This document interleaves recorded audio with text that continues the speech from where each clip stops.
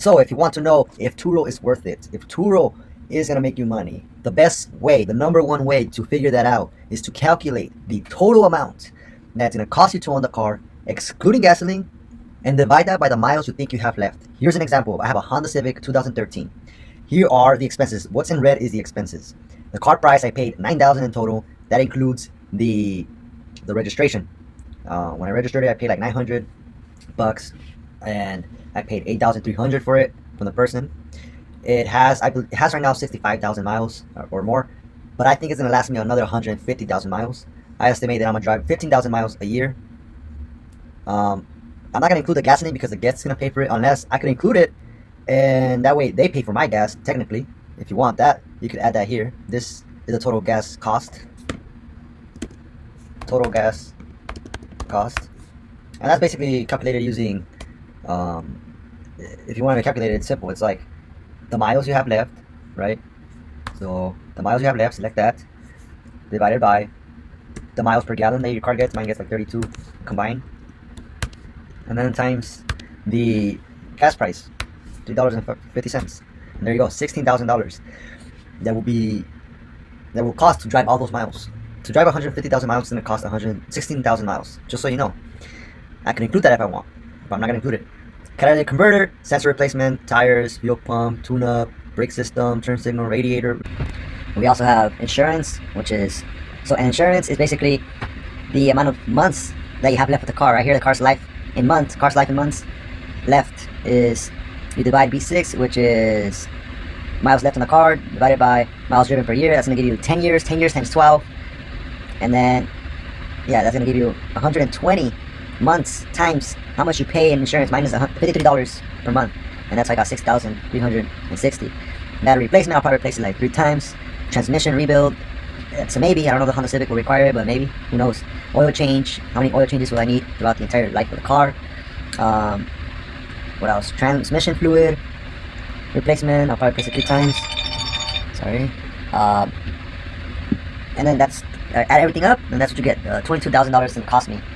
Anyway, just that's all that added up. I could add the gas if I wanted to.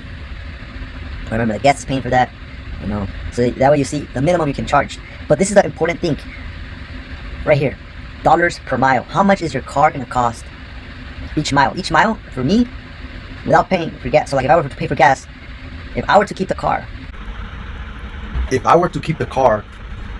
myself and not rent it out, I would have to add the gasoline, of course. So 6. To drive my car, it costs 25 cents each mile. But hey, somebody else is paying for the gas. So let me take that off if I rent it on Turo. So if I rent it on Turo, take this off. They're responsible for the gas, but this is why it's important. They're paying for the instrument, the tool, the car or the tool costs 14 cents a mile. To round up, 15 cents a mile. So it's very important you have an idea of how many miles you're going to drive.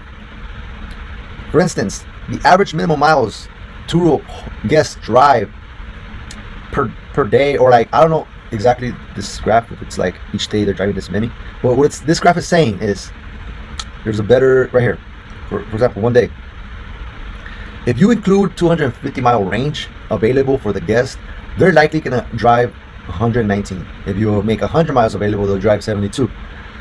So they don't really max out. They don't drive all the miles that you offer. Here's, if the trip lasts 7 days, I don't know if they drive this the first day, this the second day, this third, fourth, and fifth, and seventh. I think it's actually that they drive 82 miles the whole trip, because they're drive to a destination, they stay there, and that's it, right? They stay there, and they're not going back and forth. So it's a little interesting. But suppose they're driving this amount, so it has 100 to 250 mile range that you offer on each day, first day, second day, third day, fourth, sixth, seventh. Let's suppose they did drive the 155, the 153, the 146 miles, the 117, the 82 miles a day. Just charge them by the miles, the max miles that they're going to drive.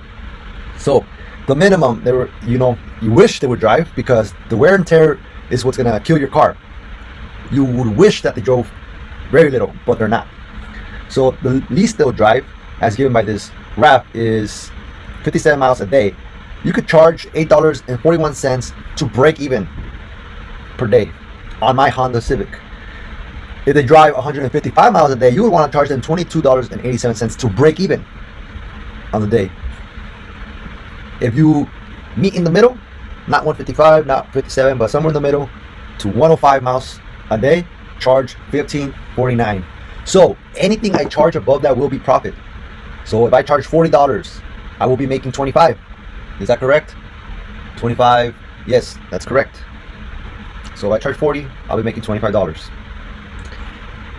Is that worth it for you? $25 a day. That's an important question to ask. Is $25 a day worth it to you? Some people are charging 16. You know, it's doable. They could if they want. But you gotta ask yourself, is it worth it to you? You are gonna make profit. You just gotta be okay with the fact that it's a business and the car is gonna be an expense, and if it, you know, lasts you less than you wanted it to last, you gotta accept that. It's a business expense.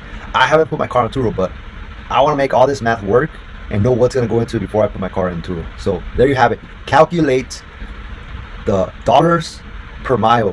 How much is it gonna cost per mile to own your car, and how much is it gonna cost to lend it to somebody else? And remember, they're paying the gas. So think about that. Calculate that number and then estimate how much you think they're gonna drive. Right here it says, based on the Turo website, on average how much guests drive. And then you can test it out for like 2 months and see if they actually match these numbers right here. And that way you can adjust your price and increase it or decrease it.